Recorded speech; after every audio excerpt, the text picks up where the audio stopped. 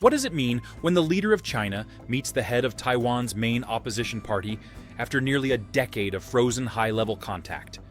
And how could that reshape stability across one of the world's most sensitive geopolitical flashpoints? One key fact sets the stage. Since 2016, formal communication between Beijing and Taiwan's government has effectively been cut off. Yet this recent meeting signals a parallel channel reopening under very different political conditions. This video examines what this development reveals about shifting power dynamics across the Taiwan Strait, without assuming where it ultimately leads.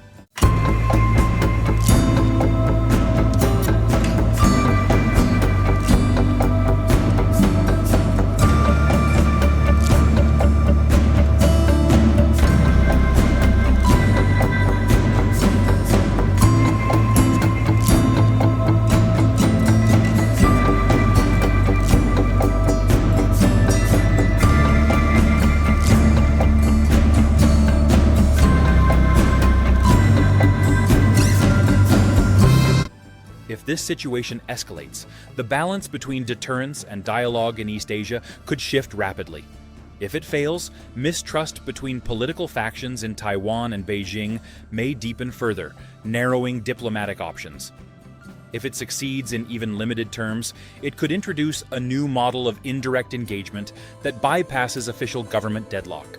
At stake is not just cross-strait stability, but the credibility of political signaling in a region where military, economic, and ideological pressures intersect. To understand the significance of this meeting, it is necessary to revisit the structural divide that has defined cross-strait relations for decades. Since the end of the Chinese Civil War in 1949, Taiwan has operated as a self-governed entity, while Beijing has maintained its position that the island is part of a single Chinese nation.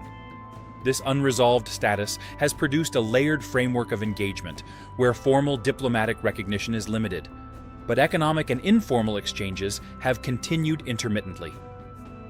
The situation entered a more rigid phase in 2016 when Tsai Ing-wen of the Democratic Progressive Party assumed Taiwan's presidency. Her administration did not endorse the 1992 consensus, an understanding reached between Beijing and Taiwan's then-ruling Kuomintang that both sides belong to one China, while allowing different interpretations. Beijing responded by suspending official communication channels, effectively freezing high-level dialogue. This decision created a dual-track dynamic. Formal relations stalled, while unofficial or party-level contacts became more politically sensitive.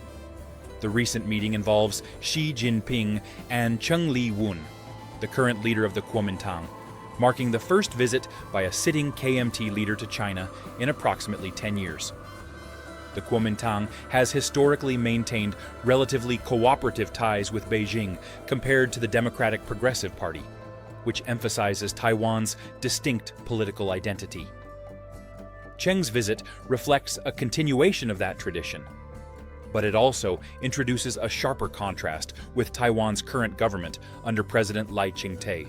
During the meeting in Beijing's Great Hall of the People, the framing from both sides emphasized stability, continuity, and shared long-term interests. From Beijing's perspective, engagement with the Kuomintang aligns with its broader strategy of promoting dialogue with actors that accept some version of the One China framework. From the KMT's perspective, maintaining channels with Beijing is presented as a way to reduce tensions and preserve peace, particularly by reinforcing opposition to formal independence declarations. However, this interaction also exposes internal divisions within Taiwan's political landscape. The Democratic Progressive Party has criticized Cheng's visit, portraying it as overly accommodating to Beijing's position. This criticism reflects a deeper concern that opposition-led engagement could undermine Taiwan's negotiating stance, or create mixed signals about its political direction. At the same time, public opinion in Taiwan remains complex, with many citizens favoring the continuation of the status quo, rather than moving toward either formal independence or unification. The role of President Lai Ching-te is central to this dynamic.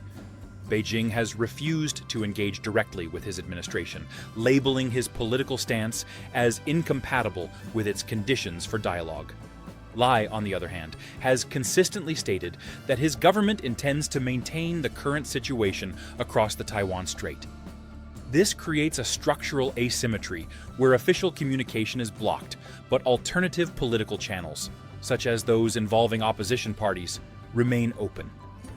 In practical terms, this meeting does not immediately alter military or legal realities. China continues to assert its claim over Taiwan and has not ruled out the use of force. Taiwan continues to operate as a self-governing entity with its own political system. What changes is the signaling environment. By engaging with the Kuomintang, Beijing demonstrates a willingness to differentiate between political actors within Taiwan, potentially influencing domestic political debates on the island. Consider a first scenario where this channel of engagement expands. If the Kuomintang leverages its access to Beijing to build a sustained dialogue mechanism, it could gradually normalize party-to-party communication, even in the absence of government-level talks. This might reduce immediate tensions by creating a buffer against miscalculation, but it could also deepen political polarization within Taiwan if such engagement is perceived as bypassing democratic institutions. A second scenario involves the opposite trajectory. If domestic backlash in Taiwan intensifies against opposition engagement with Beijing, political space for such interactions could shrink. This would reinforce the current deadlock, leaving military signaling and deterrence as the dominant forms of communication. In that environment, the absence of dialogue channels increases the risk that routine actions, such as military exercises or political statements, are misinterpreted. Beyond the immediate actors, the implications extend to the broader regional order. Cross-strait stability is closely watched by major economies and security stakeholders, given Taiwan's role in global supply chains and its geographic position in the Indo-Pacific. Any shift in how dialogue is conducted, whether through official or unofficial channels, affects how external actors assess risk, plan contingencies, and position their own policies. The underlying issue is not resolved by a single meeting. The fundamental questions of sovereignty, identity, and governance remain unchanged. What evolves is the method through which these questions are managed, whether through formal agreements, informal understandings, or strategic ambiguity. The structure of interaction continues to adapt to political realities on both sides. In the coming months, attention will likely focus on whether this meeting leads to follow-up engagements, how Taiwan's domestic political actors respond, and whether Beijing adjusts its stance toward the current administration. These indicators will help determine whether this event represents a temporary anomaly or the beginning of a more sustained pattern. At its core, this situation reflects a broader tension between stability and agency.